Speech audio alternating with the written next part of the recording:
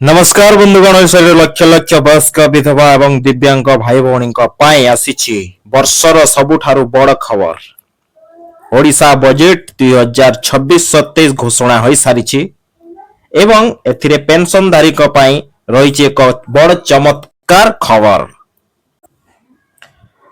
आपण मानक अनेक दिन प्रश्न रे आसुची बहुत सारा कमेंट बॉक्स रे आपण प्रश्न करछंती कि मधुबाबू पेंशन टंका 3000 केबेठू मिलिबो। आज मु आपनको सरकार को सही ऑफिशियल डेट विषय कहबे केवल सेतिकी नुहे सुभद्रा योजना 5000 टंका किस्ती एवं सावरी योजना विषय रे एमिति किछि तथ्य देबी जा आपण केबे भी सुनी नथिबे।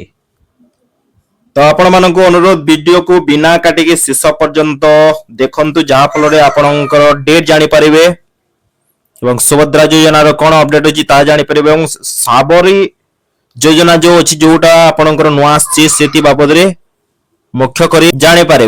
देखो सावरी योजना बाबद रे आपण प्रथम रो कोठी सुनि नथिबे आपनको मु फास्ट करके देबी वर्तमान सावरी योजना बाबद रे अपडेट। तो आपण मानको अनुरोध जदि आपण गोटे भी अपडेट मिस करंती तेबे होय तो आपण माने पेंशन तालिका रो नाम कटि जाय पारे। एथरो जहा जहा अपडेट अछि तो वीडियो को शेष पर्यंत देखंतु किछि भी मिस करंतु नाही एवं सबु सठिक भाव रे जानि नियंतु। बंधुगण फेब्रुआरी 20 2026 रे मुख्यमंत्री मोहन चरण माझी 3.10 लाख कोटी टंकार बजेट उपस्थापन करिसंती।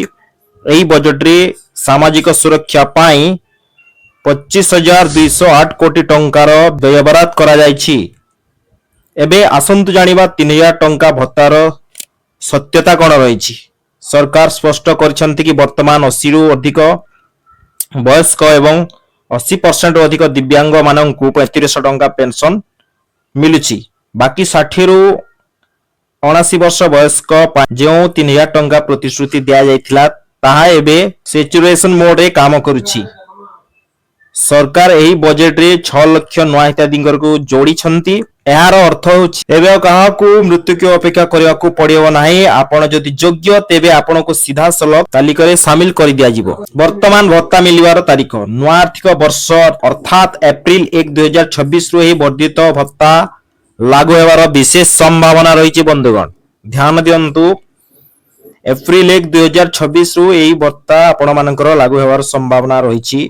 तो वर्तमान एटा आपण मानक पई बड़ अपडेट समस्तଙ୍କ पाखକୁ पहुंचांतु समस्त जानि पारंतु कि आपणकर अप्रैल 1 रु जो वर्धित भत्ता अछि ता लागू हि जिवो आपण मानकर।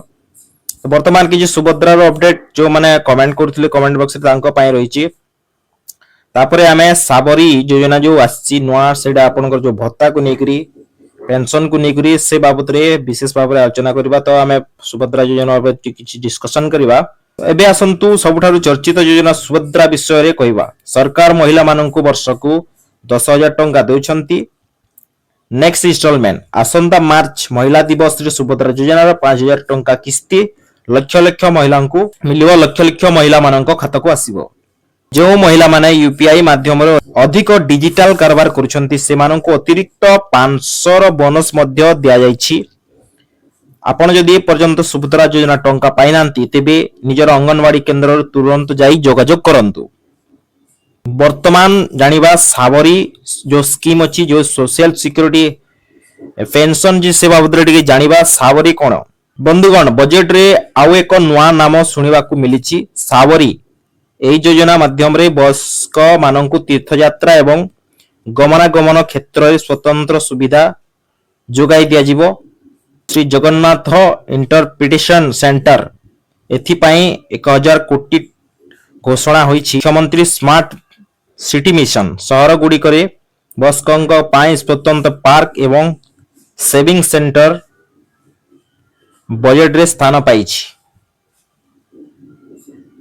तो वर्तमान आसंतु जानिबा एबे सबुठारु गुरुत्वपूर्ण कथा कोन। 3000 टंका पेंशन पाइबा कोइले आपण मानको नाम नुआ लिस्ट रे रहिबा दरकार। गूगल रे स्पीड ओडिशा खोजंतु।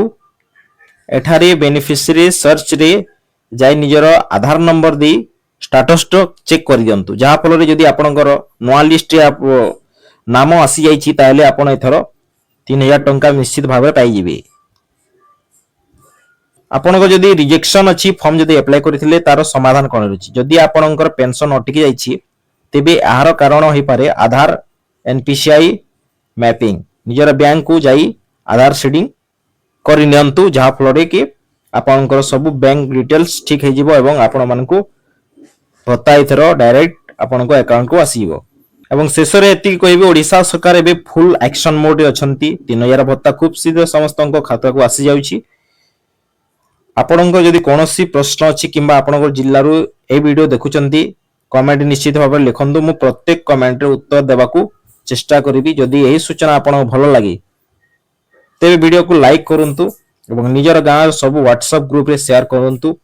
ଏମିତି ଓଡ଼ିଶାର ସବୁ ସରକାରୀ ଯୋଜନା ବିଷୟରେ ଜାଣିବା ପାଇଁ ଆମ ଚ୍ୟାନେଲକୁ ଏବେ ହିଁ ସବସ୍କ୍ରାଇବ କରିକି ରଖିଥାନ୍ତୁ, ଯାହାଫଳରେ ପ୍ରତ୍ୟେକ ଭିଡିଓ ଆପଣମାନଙ୍କ ପାଖକୁ ପହଞ୍ଚି ପାରିବ।